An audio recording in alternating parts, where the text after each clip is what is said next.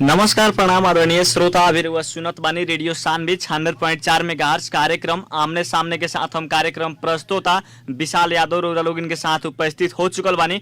समसामयिक विषय पे निरंतर चर्चा रेडियो सानवी के साथ कार्यक्रम आमने सामने के साथ सुन रहल बानी।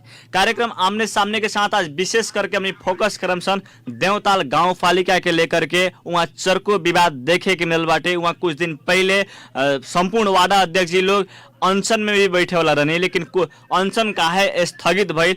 विशेष करके हमने वहाँ के वार्ड नंबर 1 के वार्ड अध्यक्ष अरुण कुमार सिंह जी के टेलीफोन संपर्क में ले बानी सन। सबसे पहले अरुण कुमार सिंह जी के कार्यक्रम आमने सामने में स्वागत करके चाहते। स्वागत बटे अरुण सर कार्यक्रम आमने सामने में अपने के। जी धन्यवाद। का ओवरऑल बटे अभी और जनता की सेवा, जनता के सेवा के साथ ही अपने लोगन के पालिका में चरको विवाद देखे के मिलल बाटे। जी जी बात सही बा। यहाँ के जरिया का बात बाटे वो विवाद के आम जनता जाने के चाहत बने जो जरिया कहाँ से बाटे विवाद के विषय ये बा कि देश में एगो ऐसा ही बेरोजगारी से लोग चरम माने पीड़ित बा। ये अवस्था में अब विभिन्न वर्ष से विभिन्न साल से काम करते आयल इमा कर्मचारी लोग के बिना कार्यपालिका के निर्णय से गांव कार्यपालिका के अधिकृत का सिग्नेचर पर तमाम कर्मचारी के म्याद ना थपे के माने जागीर से अवकाश कर देवे के सूचना हो गए। वही विरोध में हमनी का ये गांव पालिका में रहल 7 वार्ड के वार्ड अध्यक्ष लोग एगो हमनी का कार्यकारी अधिकृत के ज्ञापन पत्र बुझाऊनी जे ई कार्यपालिका के बिन बेगर निर्णय से कर्मचारी मानवीय विषय बा। कर्मचारी हटावे वाला निर्णय के तुरंत अपने साबिक बहुमत फिरता बुलाई और एक के बिना कार्यपालिका का निर्णय से कोनो किस्म के सूचना आइंदा ना करी कह के एगो ज्ञापन पत्र दिले सर। लेकिन ओहू पर हमने 24 घंटा के भीतर कर्मचारी के बहाली करे के बात कहले रही सर। ओहू पर गाँव पालिका के कार्यकारी अधिकृत से वैसा कोनो बात ना आयल। एगो खाली बात 24 घंटा का बाद में आयल कुछ की अपने लोगन से यही विषय पर छलफल करे खातिर पालिका के अध्यक्ष जी के अध्यक्षता में बैठे खातिर आह्वान कल जाता। तो हमने काल बैठे रही सर वो विषय पर। काल बैठला पर कार्यकारी अधिकृत से लेकर के पालिका के अध्यक्ष जी तक ले संपूर्ण लोग ये बात के महसूस कैलक कि वास्तव में कार्यपालिका के निर्णय तो एगो अपने आप में कानूनी एगो बहुत बड़ा बात बढ़ले बा। दोसर सबसे बड़ा विषय का रहल कि मानवीय विषय बा, केहू के जागीर से जुटल विषय बा, ओकर आपन चूल्हा चलता ओसे, ओकर भोजन चलता ओसे, श्रम करता परिश्रम करता। ऐसा विषय 81 निर्णय लेवे वाला चीज ना है ऐसा महसूस कैलक लोग। और ये विषय के वहां से काफी गहन छलफल का बाद, बहुत सारा गहन छलफल के बाद में देर अबेर शाम तकले में ये 20 गते के भीतर में कार्यपालिका के पूर्ण बैठक से ये विषय पर छलफल करके मात्र कोनो निर्णय लिया कह के उ लोग एगो सहमति भइल रहे। जहाँ तक देखल है रूरल पालिका में 7 वार्ड के वार्डा अध्यक्ष जी लोग जौन अनशन में बैठे के कहले रहनी लोग वो अनशन के स्थगित कल गई। यही ला स्थगित कल गई कि हमने का जौन बात रहे कि लोग के फिरता करके अपना काम में लगावे के, तो वहां से जो पालिका से आयल चिट्ठी कि अपने लोगों यही विषय पर छलफल करेला बैठल जाओ। तो तत्काल हमने कहने छलफल करेला बैठे खातिर अब छलफल में बैठल जाएगी, धारणा में बैठल जाएगी। तो ऐसे तत्काल छलफल से का डिसीजन होता ओकरा बाद में एकरा के तत्काल के लिए एकरा के स्थगित करे के हमने का घोषणा कर ले रहे हैं जी। यानी कि बेरोजगारी और रोजगारी के लेकर के वहाँ विवाद देखे के मिलल बाटे। जी बिल्कुल बिल्कुल। जौन रुआ लोग इनके मांग रहल बाटे 7 वार्ड के वार्ड अध्यक्ष जी लोग के मांग रहल बाटे, कहाँ तक ले पूरा होके के संभावना रहल बाटे? काफी संभावना बा, ऐसे कि काल के जो सहमति बा ओमे सब केहू के एगो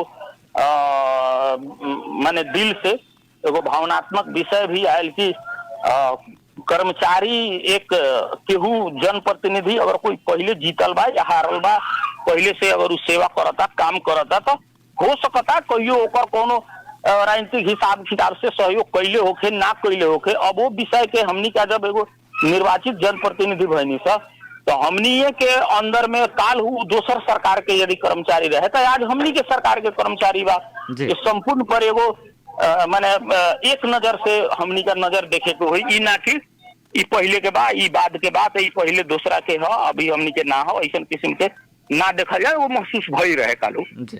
लेकिन रुआ लागत बाटे रुआ लोगन के जौन मांग रहल बाटे जौन महसूस भइल रहे कह के जौन रुआ बात रख रहल बानी एक दिन संपन्न हुई, ई 20 गते तक में एक डिसीजन आ जाये। हम बहुत ज्यादा आशावादी बानी ये विषय पर कि कर्मचारी साथी लोग के जौन करार सेवा के म्याद ना थपे के विषय कइल गइल बा, ई फिरता होई कह के हम ये विषय पर काफी आशावादी बानी। अगर रउरा लोगन के मांग जौन रहल बाटे और उ मांग पूरा नहीं होखत तो 7 वार्ड के वार्ड अध्यक्ष जी लोग के कदम कैसा रही? 20 गते का बाद में हमनी मांग पूरा ना होई कह के उतना हमनी के एथी हइले नहीं है, ऐसे कि पालिका में 7 गो वार्ड बा, 7 वार्ड अध्यक्ष लोग ये बात कहले बा तो निश्चित रूप में पूरा कार्यपालिका का बोर्ड के निर्णय से ही चीज संबोधन हुई, हमनी के बहुत ज्यादा आशा बा।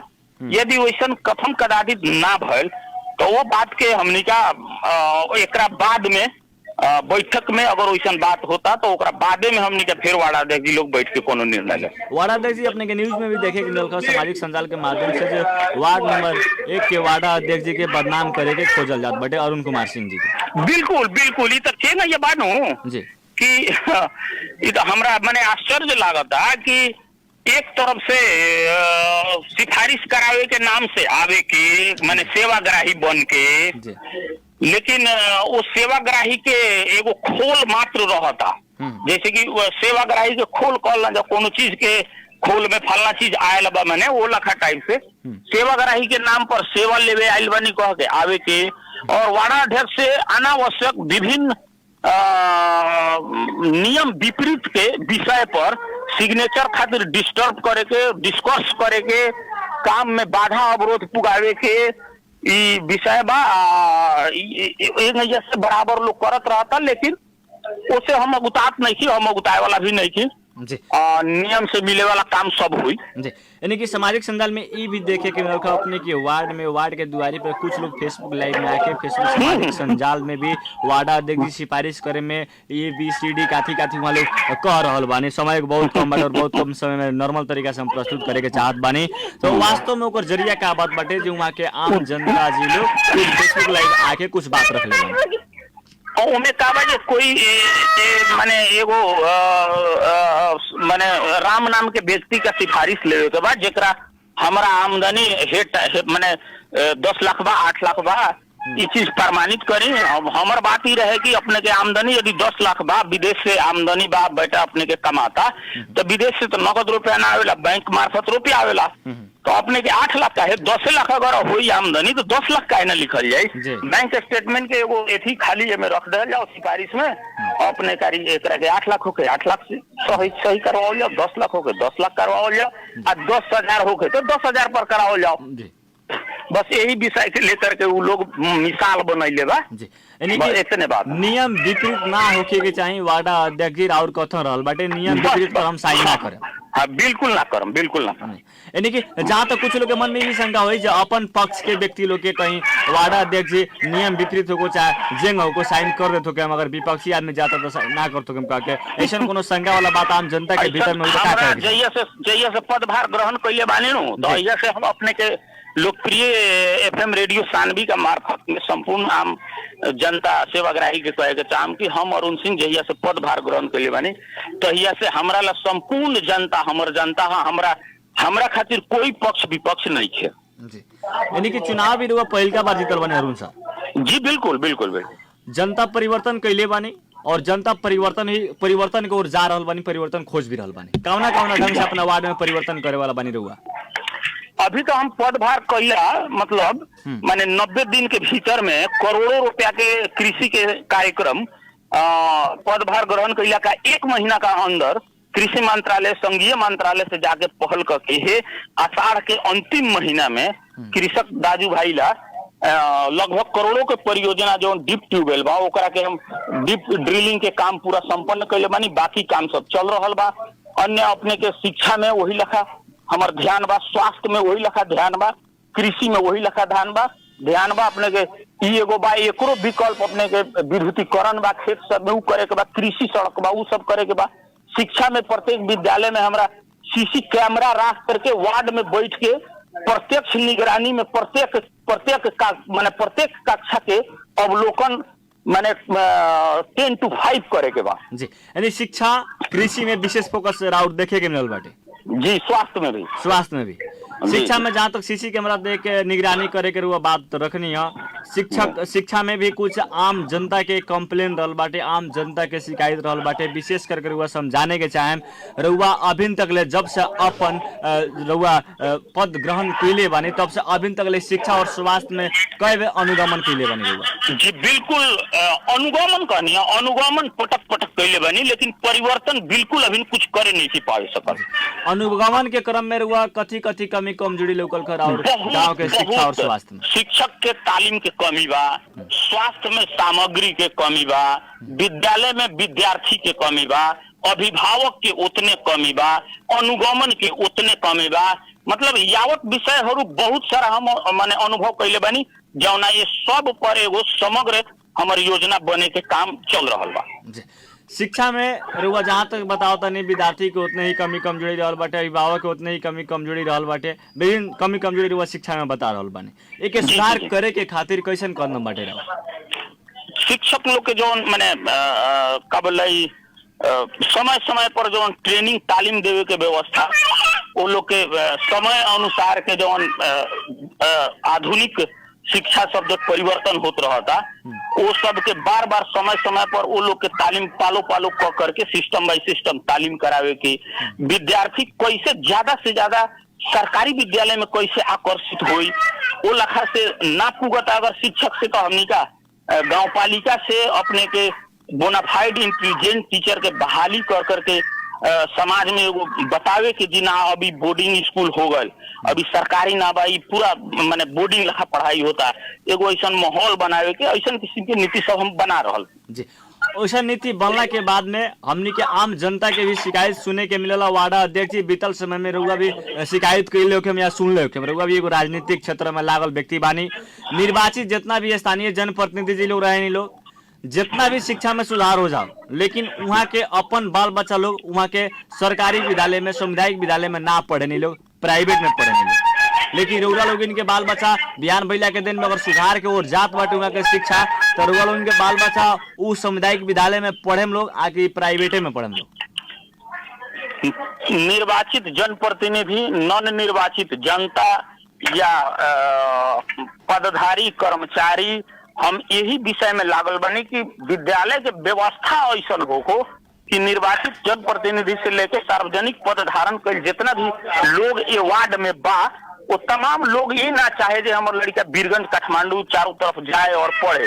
पहले तो हमरा वैसा बेस बना देवे के पड़ल जो वो लोग का एगो मन में मजबूरियों को हमरा मजबूर कर देवे के बा अभिभावक के जे विद्यालय में ही वो अपने लड़का के पढ़ाओ। वाड़ा देखिए एगो और ही गुनासो रहल बाटे आम जनता के शिक्षा के ऊपर, शिक्षक लोग के ऊपर ही विशेष फोकस रहल बाटे आम जनता के। गांव घर के शिक्षक लोग अपने गांव के विद्यालय में पढ़ावत बाने तो जितना पढ़ाई ना उसे कई गुना बेसी राजनीतिक देखे के मिलत बाटे। तो अपना गांव के शिक्षक लोग अपना गांव के विद्यालय में जन पढ़ाई कह के कुछ आम जनता के गुनासो रहल बाटे, कहाँ तक सजाई रहल बाटे? ठीक बा, यो बात बहुत हद तक ठीक बा। मैंने ऐसी बात नहीं कि ऐसा हम ना कह सकते नहीं, बात ठीक है बा। और शिक्षक भी बा तो बहुत सारा अधिकांश विद्यालय के शिक्षक लोग के कहानी सुने के मिलल बा कि अपने के विद्यालय तरफ ध्यान कम बा, गांव समाज के राजनीति तरफ ध्यान ज्यादा बा। लेकिन वो सब के न्यूनीकरण करे के प्रयास में हम बानी। यानी कि बहुत जल्द रुआ उस समस्या के सॉल्व करे के बहुत जल्द समस्या के सोल्व करे के प्रयास में बानी, लेकिन अब कितना जल्दी होई या कितना में टाइम लगी अभी तो समय के ऊपर बा। वार्ड अध्यक्ष जी, साथ ही साथ स्वास्थ्य की बात करनी है, स्वास्थ्य में कौन ढंग से परिवर्तन करे वाला बने रहुआ? स्वास्थ्य में जैसे वार्ड में हमनी का वार्ड में आधारभूत स्वास्थ्य सेवा केंद्र बा, एकरा के हम स्वास्थ्य केंद्र में मने अपलिफ्ट करे के, उत्थान करे के प्रयास में लागल बनी। मंत्रालय से दिन रात समन्वय कर रहल बनी कि एकरा के मने एचे दरबंदी सोसर अभी अहेब सरक सोसर हवा, एकरा के एचे दरबंदी सोसर कैसे हुई। एता एगो छोट लैब के जौन साधारण अगर इस समाज में चारों तरफ शुगर के पेशेंट, अपने के हार्ट के पेशेंट, बीपी के पेशेंट ज्यादा घर घर लगभग हो चुकल बा ई बीमारी। तो वैसन एगो बीमारी के तत्काल एगो शुगर के टेस्ट करे के होखे तो लोग का कलिया बीरगंज या अन्य शहर ना जाए के पड़े, कम से कम वार्ड में एगो छोट मोट लैब के व्यवस्था होके, ऐसा ऐसा विषय के प्रयास में हम लागल बानी। लैब के व्यवस्था होके, जहाँ तक देखल है बहुत ऐसा वार्ड में बर्चिंग सेंटर की भी व्यवस्था कइल गइल बाटे। वार्ड में बर्चिंग सेंटर के लेकर के कुछ जी जी जी जी बिल्कुल बिल्कुल बिल्कुल बर्चिंग सेंटर की व्यवस्था कइले वार्ड में। जी जी बर्थिंग सेंटर हमरा वार्ड में बाटे, लेकिन अभी नु संचालन में नहीं थे, ओकरा के संचालन करे के प्रयास में बानी।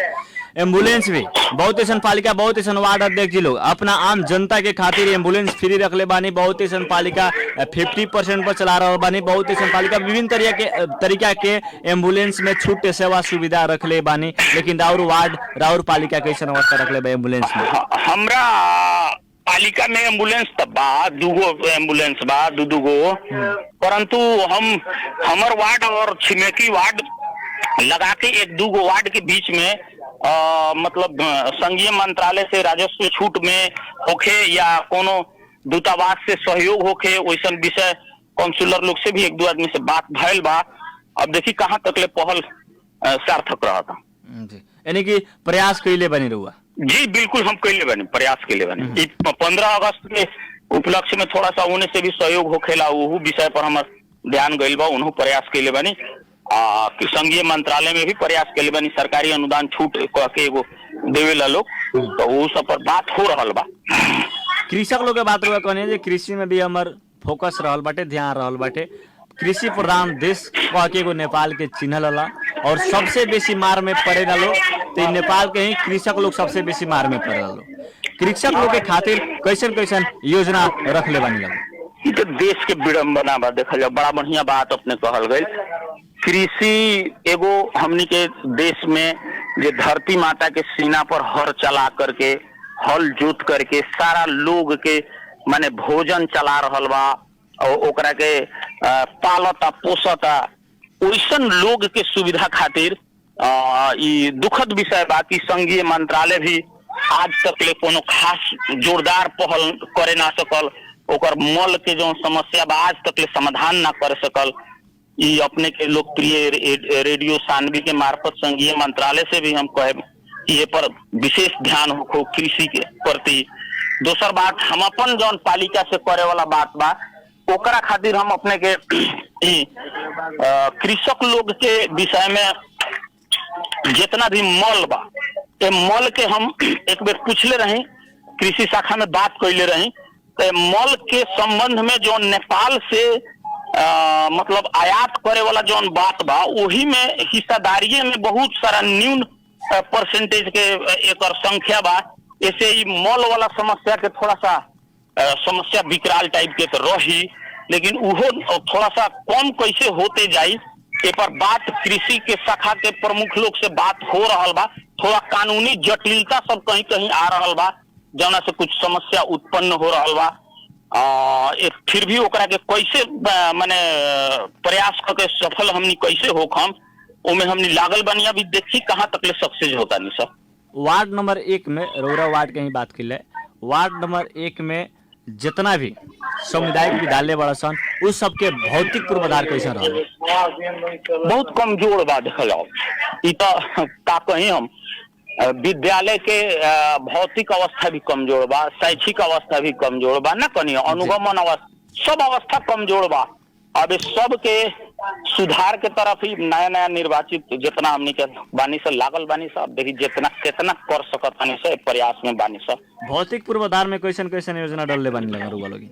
भौतिक पूर्वाधार में भी अपने के शिक्षा, स्वास्थ्य आ कृषि, शिक्षा तरफ के पालिका भर के प्रत्येक वार्ड में जितना भी भौतिक पूर्वाधार से कमजोर रहल वार्ड बा, जैसे हमारे वार्ड नंबर 1 में भी भौतिक पूर्वाधार के अवस्था बहुत कमजोर बा, ओकरा के मतलब पूरा सुदृढ़ीकरण में लगभग भरसक हमनी का प्रयास हो, जो कम से कम 40-50 लाख रुपया लगा के भवन के अच्छा से बनावल जाए। जी जी, कार्यक्रम का अंत में आगे बढ़ने वार्ड अध्यक्ष जी समसामयिक विषय पे निरंतर चर्चा कार्यक्रम आमने सामने के साथ होखेला और रुआ लोगन के पालिका के भी जल्दो बल्दो न्यूज रखल जवानी एगो लफड़ा एगो चरपे विवाद देखे के मिला रुआ लोगन के पालिका में ओकर के लेकर के और भी बात आम जनता सुने के चाहत रही है, जो वास्तव में वार्ड अध्यक्ष से सच्चाई का बाटे कुछ जाने के मिले। वार्ड अध्यक्ष जी कार्यक्रम का अंत में आ चुकल बानी सन, कार्यक्रम का अंत में संपूर्ण अपन पालिका वासी से या अपन वार्ड वासी से काथी कहे के चाहे? तमाम गांव पालिका वासी से हमार अनुरोध बा, वार्ड वासी से हमार अनुरोध बा कि हमनी के अपने लोगन मत दे के निर्वाचित तो कर देनी, अब थोड़ा सा साथ दे के खाली शक्ति प्रदान करी, हौसला प्रदान करी, ताकि अपने लोगन के सेवा के निरंतरता में हमनी से कहीं कमी ना हो जाए। बस इतने अपने लोगन से हार्दिक हार्दिक आग्रह। धन्यवाद अरुण सर, समय देने के लिए छुटेक चाहे, बहुत बहुत धन्यवाद। आदरणीय श्रोता, अपने के साथ में रहिए देवताल गांव पालिका वार्ड नंबर 1 के वार्ड अध्यक्ष अरुण कुमार सिंह जी। समसामयिक विषय पे निरंतर चर्चा रेडियो सानवी के साथ कार्यक्रम आमने सामने के साथ शुरू रहल बानी। वहाँ का पालिका में बेरोजगारी और रोजगारी के लेकर के चरको विवाद देखे के मिलल बाटे, लेकिन बहुत जल्दी समस्या सॉल्व हुई कह के अरुण कुमार सिंह बतैनी है। वार्ड नंबर 1 के वार्ड अध्यक्ष जी बतैले बानी ये भी जे वहाँ के जितना भी समस्या रहल बाटे हमने 7 वार्ड अध्यक्ष मिलके उस समस्या के समाधान करेले बानी सन, मेयर के निगरानी भी करेले बानी सन, अनेकन जरिए वहाँ के बतैनी है जो रेडियो सामने के माध्यम से हुआ पूरा अंतर्वार्ता में सुननी है। समय बहुत कम रहा और बहुत कम समय में रौरा लोगिन के साथ में कार्यक्रम आमने सामने के साथ में प्रस्तुति जना रहा, कार्यक्रम आमने सामने रौरा लोगिन सुन के साथ देनी एक खातिर बहुत बहुत धन्यवाद देते, साथ में टेक सपोर्ट करके साथ देनी सत्येंद्र यादव जी वहाँ के भी बहुत बहुत धन्यवाद देते। कार्यक्रम आमने सामने से हम कार्यक्रम प्रस्तोता विशाल यादव छूटे के चाहे सुनत रही रेडियो सानवी 96.4 मेगाहर्ट्ज। नमस्कार, प्रणाम।